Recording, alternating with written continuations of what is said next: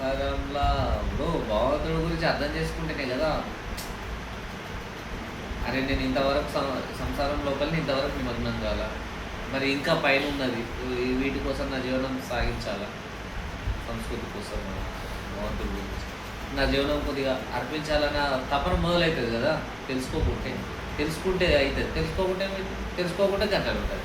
తిను తాగు ఆనందించు, కావు పివు మజా కాదు, అంతే కదా. తెలుసుకునే టైం లేదు మాకు.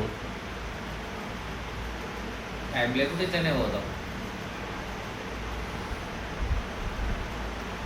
టైం లేకుండా ఇట్లనే తెలుసుకునే టైం లేదు.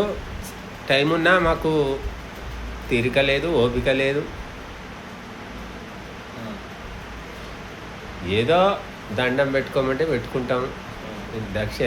ఏమంటారు అది, ప్రసాదం తినమంటే తింటాం. అంతకంటే ఎక్కువ చేయలేం. దేవుడికి గురించి కాదు, మనకు నచ్చినవే చెప్తాం. దేవుడికి సంబంధించిన పద్ధతి, రీతి పద్ధతి మనం ఫాలో కావు. అది మనకు అనుకూలంగా ఉంటేనే ఫాలో అవుతాం. ఇప్పుడు మీ స్వాధ్యాయకి ఎంతమంది వస్తారు? 20 మంది వస్తారు. 20 అంటే ప్రతి వారమా? ఏ రోజు? బుధవారం సాయంత్రమా ఉదయమా? సాయంత్రం. తప్పకుండా వస్తారా? ఏ ఊరు నుంచి?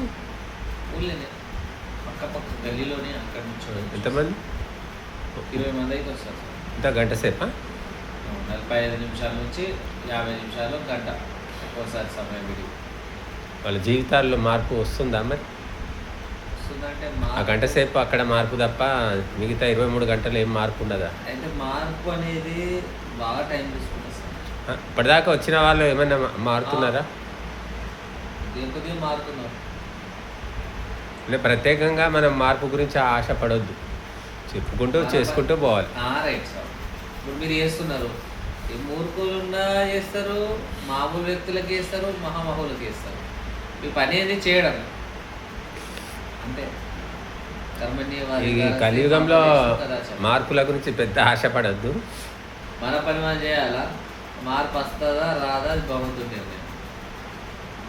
మిమ్మల్ని చూసి బాగా నేర్చుకోవాలి స్వామి. ఏది 60-65 సంవత్సరాల ప్రయాణం లోపల ఎంతమందిని చూసారు, ఎంతో మందిని చూసారు. కానీ మళ్ళా మూర్ఖులు చూసారు, చెడ్డాలలో చూసారు, అయినా ప్రయాణం సాగింది. మీరు ఏడా అయిపోలేదు, ఇట్లాంటి జనులు అని చెప్పి అయిపోలేదు మీరు.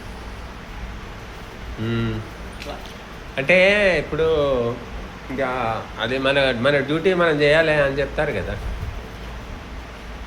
ఇప్పుడు దొంగ వచ్చినా రాకపోయినా పోలీస్ డ్యూటీ అయితే చేయాలి కదా. దొంగ వస్తేనే పోలీసు కావాలని లేదు కదా. దొంగ రాకపోయినా పోలీసులాగే ఉండాలి. ఎప్పుడు వస్తాడో తెలియదు ఆ దొంగ. తెలియదు. వచ్చే ఒక్క రోజు గురించే మీరు అన్ని రోజులు చేయాలి. మీ సంస్కృతి రక్షణ కోసం కూడా అంతే. ఏడ పడిపోతుందో అనే రోజు గురించి కాదు, ప్రతిరోజు చేస్తూ ఉంటే పడిపోకుండా కాపాడుకోగలరు.